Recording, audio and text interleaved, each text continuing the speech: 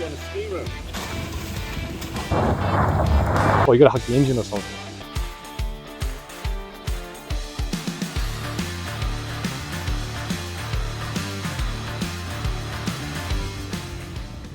All right, first little creek crossing. Oh, he's ready.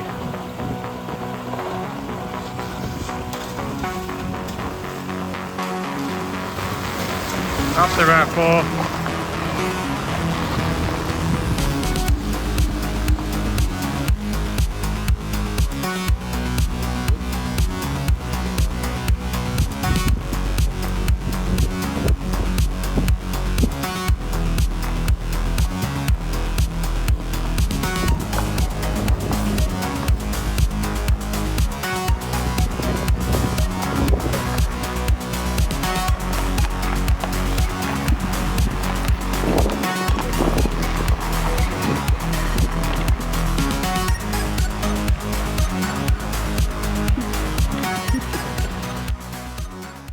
Hello and welcome. We have something a little different today. Today we have a Unero. It goes many places, especially after the engine swap. And we have something else. We have my mate's 1998 Rav4. What a machine. Look at it. 2 litres, 96 kilowatts of absolute face-ripping horsepower. No, it's got none of that. But what we are going to do today is see how far this can go compared to this. So yeah, let's go. So, I want to talk a bit about the Rav4 itself. So it's an all-wheel drive, it's got locking diffs, it's got factory recovery points, and as a budget option into getting off-road, I reckon it's a cracking idea. Hear that fan go? Yeah, so that didn't quite go to plan. We ended up driving from here all the way to Lidsdale to try and find some cool off-road tracks to do a bit of a comparison, but we took a wrong turn, and this is the result. So this looks incredibly steep. It was down and up. It's like going down a ski room. It is.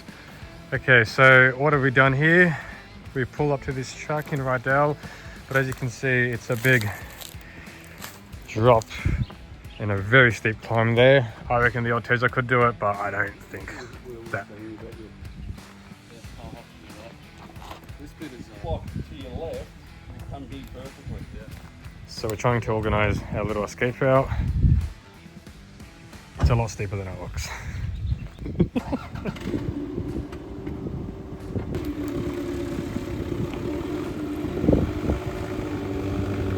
Yep, all good, all good, all good.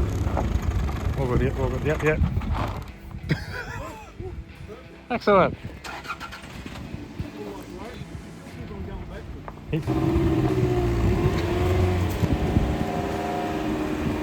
Yep. Oh.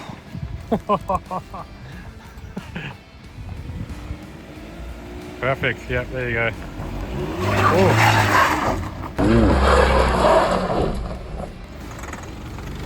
Ah, that's where your center locks to come in. Alright. Very good, very good. Now my turn. I'm a bit afraid.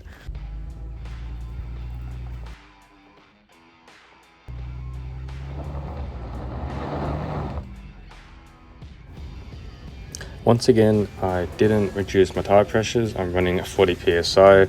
Yes, I should have lowered them, but this is actually a really good example as to what happens when you don't lower your tire pressures when you're off-roading.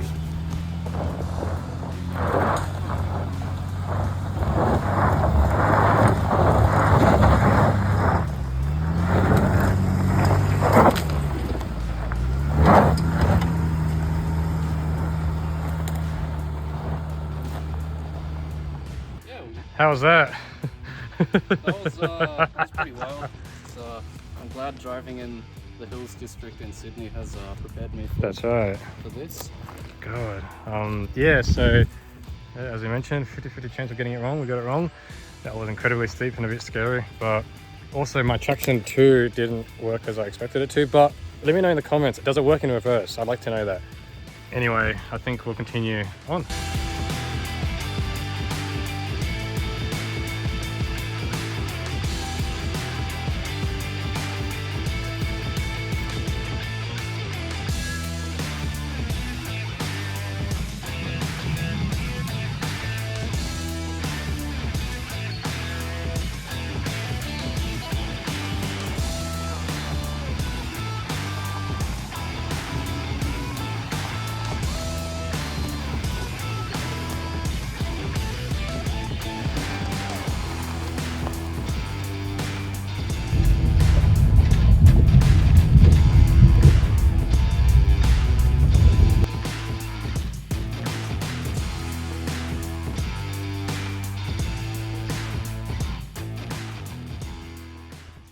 So you want to go off-road, but you don't want to spend 15 grand doing it. I agree with my headline. Stop before you think about buying a four-wheel drive and actually have a think about an all-wheel drive. So what I have here is my good mate Chris. He's the wonderful owner of this new Rav4. And that's going to be a bit of today's topic. So how did you feel when we started looking at four-wheel drives?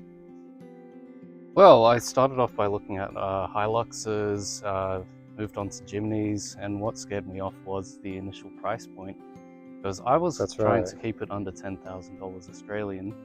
It was very hard to find anything in decent condition at that price point or below. And everything was either really high mileage, didn't have registration, no roadworthy, and just thrashed completely. And that's right. And that's the struggle we're having, because I got into this lifestyle grabbing a cheap Rav4 Territory, as you know, at $1,400. And I've had more fun in this car than I probably had any other one. And the entry into this was almost next to nothing. And so, of course, I want to get my mate into it. And I thought, okay, let's actually look at a four-wheel drive. Maybe it's got diff locks, everything like that. But as you mentioned, you've got 10, 15 grand for a rust bucket. And we actually test drove a Jimny. Okay, well, he test drove a Jimny. And how'd you find the Jimny? Absolutely terrible. Shockingly bad condition, rust everywhere. It drove very uncomfortably. I'm not sure if that is just Jimneys in general or if it was that particular specimen. But the heater didn't work as well. And when we do a lot of winter camping, like we do, you would like to be able to go back to a warmed car. Yeah, and the fact that old mate was saying, oh, just put the windows down when there's no heating, I'm thinking, well, how's that going to work? It's cold anyway. It does the opposite. No, it actually makes you even more colder. Or you got to hug the engine or something. Rubbish. So, and that's what we're up against. And I want to find him a good car, but everything was just rubbish. Rust buckets, flogged out, 400,000 Ks. Yeah, looking at a Rav4, like this one, for example, the thing with these cars and these all-wheel drive cars, you know they haven't been off-roaded. And I think that's one thing I really want to emphasize as to why I reckon if you want to get into a bit of off-roading, have a serious think about an all-wheel drive. Because the off-roading you're doing dirt tracks, dirt trails, below creek crossings. To be frank, that will cover the vast majority of most people's use cases.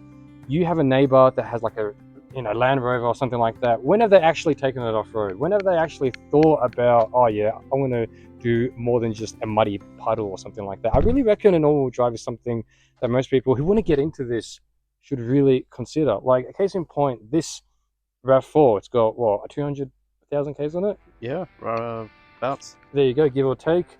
And it was half of what he originally budgeted, half. And so what you can do with that budget, you can do some maintenance, you can do mods, chuck on tires, things like that. And you can still go a lot of places. And for someone who's never off-roaded before, it can be intimidating to want to spend like 10, 15 grand. Like, I just think it's ridiculous. You don't even know if you like it. I mean, imagine that you spend 20 grand on a Hilux and Hilux mods, everything, and you realize you actually don't enjoy it at all. Whereas if you spend a third of that, if not less. And one more point I want to mention is when it comes to four-wheel drive and all-wheel drive. All-wheel drive is a car first, because how often are you really touring and off-roading? I mean, I think we actually do it more than most people, to be honest. And so for us, it could be once every 2-3 weeks. But during the week, you got to drive to work. I got to get places as well. And an all-wheel drive is a car. That's right. It's still comfortable. It has all the comfort features. The interior is actually very nice to sit in. That's it. Everything drives really well. It drives like a modern SUV. Yeah, and it's not like a four-wheel drive. I feel that driving a four-wheel drive is like driving a ladder. It's just rough. It's not comfortable.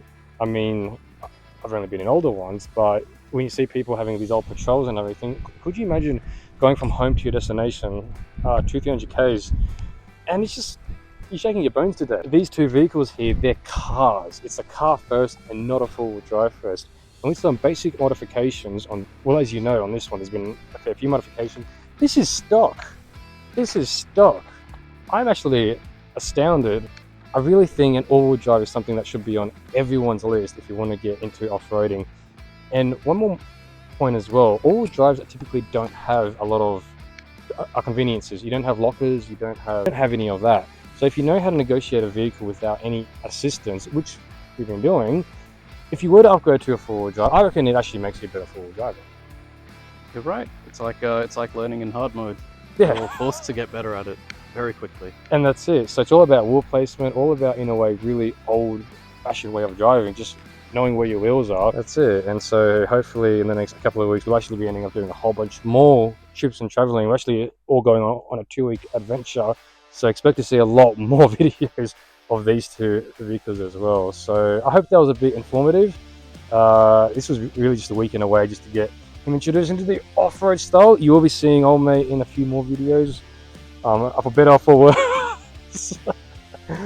It is a lovely Rav4. I kind of feel bad for breaking it now because this is really such a nice car. Yeah, the interior is a lot nicer than my one. But yeah, that's really what I wanted to cover today. So of course, like, comment, subscribe, tell me what you think. I do know this will be controversial because everyone will say, oh, this isn't a real four-wheel drive, you can't go anywhere. But you've seen in past videos, Territory off-road as well. And I've come to learn there's a lot of Rav4 owners in Europe and the US who really wheel these cars hard as well. So when you want to hit the tracks, rethink that 400,000 K patrol that's got more holes that you can poke a stick at. Think Rav4, think Territory. I'll catch you guys next time.